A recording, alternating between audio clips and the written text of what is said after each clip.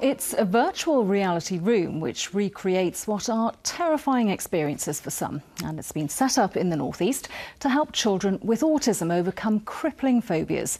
Scientists from Newcastle University believe it's the first time in the world the virtual reality treatment has been used in this way.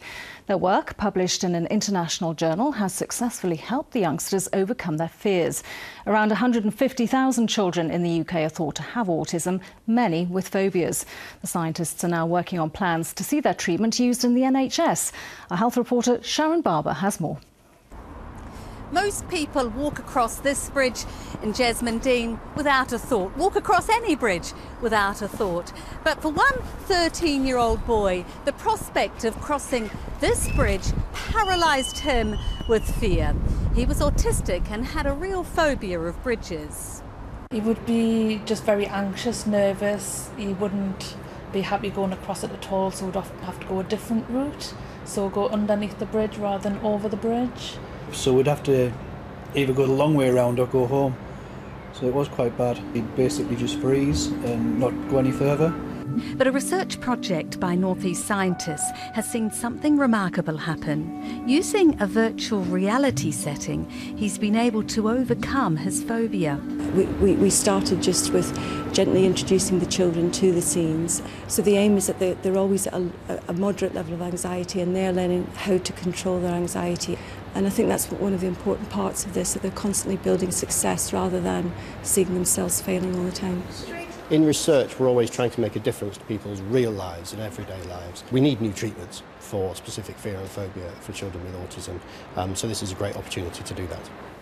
So now, after years of being terrified at the prospect of crossing this bridge, Andrew can do it, and is very relaxed about doing so. He was just much more happy, wasn't he? More comfortable. Yeah, a bit, but he did look proud of himself as well. It was like a kind of a look at me, I'm not bothered type of attitude. It was great. We don't have to go the long way around things. If there's obstacles, he can just get over them, and it's good. Yeah, just like he's not got an issue anymore going over bridges. We don't even think about the fear he has of heights anymore. The virtual reality technology was designed by a small northeast firm who worked with Newcastle University. We were approached by the university several years ago to get involved in this project, and it appealed to us purely and simply because we wanted to do something that would make a difference with our technology. The study showed 8 out of 9 children overcoming their fears. Later this year, the scientists will trial it on the NHS in the northeast in the hope of it being rolled out across England, potentially helping many thousands of autistic children. But they may have also stumbled on a simple, almost obvious solution for many millions of people across the world whose lives are blighted by phobias.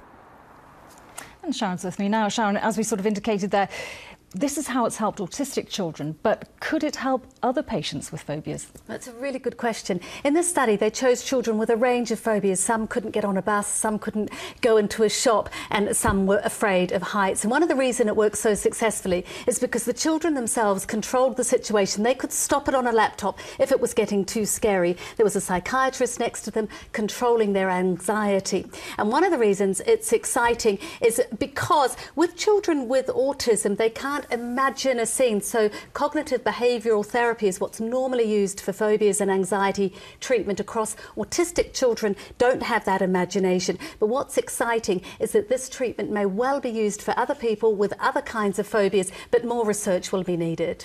Thanks very much, Sharon.